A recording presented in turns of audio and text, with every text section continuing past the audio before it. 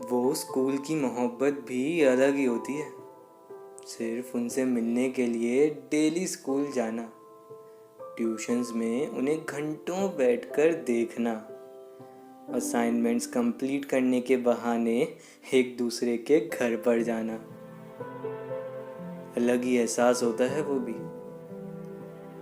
पर वो स्कूल की मोहब्बत जितनी खूबसूरत होती है, अक्सर उतनी ही नाकामयाब रह जाती है।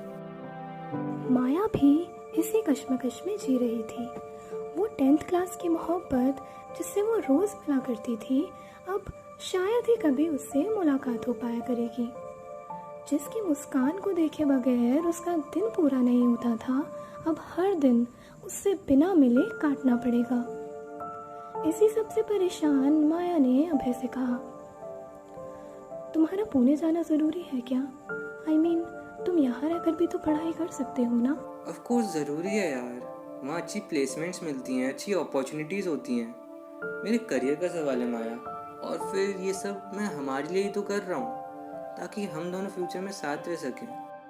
बस फिर क्या, 2 दिन बाद अभय पुणे के लिए निकल गया, माया से मीलों दूर।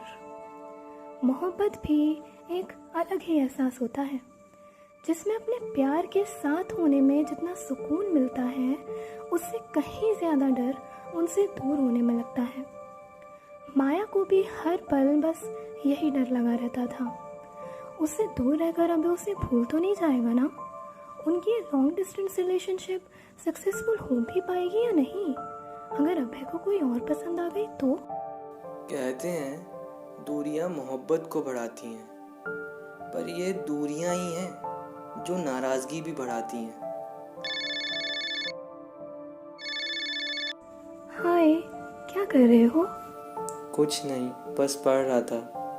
तुम क्या कर रही हो? मैं तो बस तुम्हारे ख्यालों में खोई हुई थी।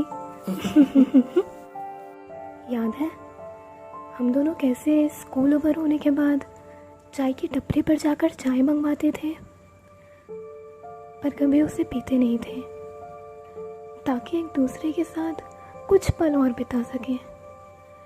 और कैसे तुम स्टडीज़ के बहाने डेली मुझे कॉल किया करते थे। आई मिस दोज डेज यार, आई मिस यू। बहुत याद आती है तुम्हारी। I miss you too Maya, but मैं क्या करूं, मजबूरी है। तब हमारे पास एक दूसरे को देने के लिए वक्त था, बट अब नहीं है। मैं तुमसे अब डेली बात नहीं कर सकता, स्टडीज होती हैं Maya. I can't skip my studies for you. I hope you will understand. मोहब्बत में दूरियां तो यूं ही बदनाम होती हैं, असली गलती तो भरोसे की होती है। उस कॉन्वर्सेशन के बाद माया अपने प्यार को खुद से दूर होते हुए देख रही थी। वो हर पल बस उसी के बारे में सोचती रहती थी। धीरे धीरे उनका बात करना भी कम होता जा रहा था, और माया का अभय पर से ट्रस्ट भी कम होने लगा था। और इसी बीच ओवर थिंकिंग के कारण माया की तबीयत अचानक बहुत ज़्यादा ख़राब हो गई। She got hospitalised. थोड़ा होश आने पर उसने अभय को कॉल किया, बट अभय ने उसकी कॉल रिसीव नहीं की। वो बार बार अभय को कॉल करने लगी। फिर सडनली अभय ने कॉल रिसीव किया और कहा, यार माया, कितनी बार समझाया तुम्हें, इस टाइम पर कॉल मत किया करो, मैं बिजी रहता हूँ। अब कुछ बोलोगी? क्यों कॉल कर रही थी?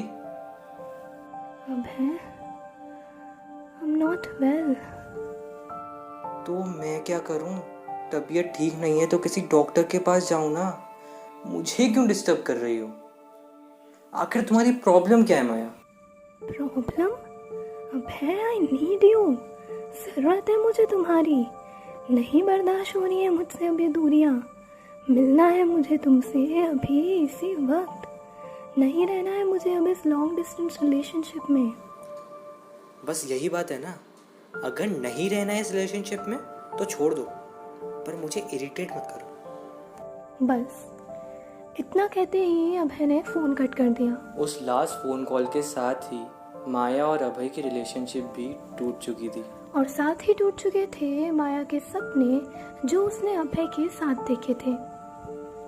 अब वो हॉस्पिटल के बेड पर लेटे लेटे कभी उस छत पर टंगे पंखे को देख रही थी तो कभी उन दीवारों को, और आंखों में सिर्फ एक ही सवाल था, क्यों? जिसका जवाब भी एकदम साफ था। लॉन्ग डिस्टेंस रिलेशनशिप को निभा पाना हर किसी के बस की नहीं।